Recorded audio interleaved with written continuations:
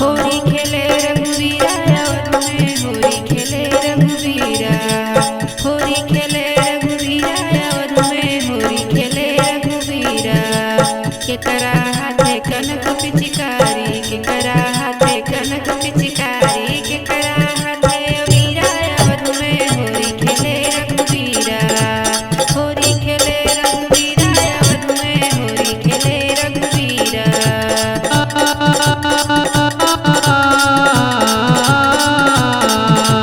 राम के हाथे कनक पिचकारी, राम के हाथे कनक पिचकारी, सीता के हाथ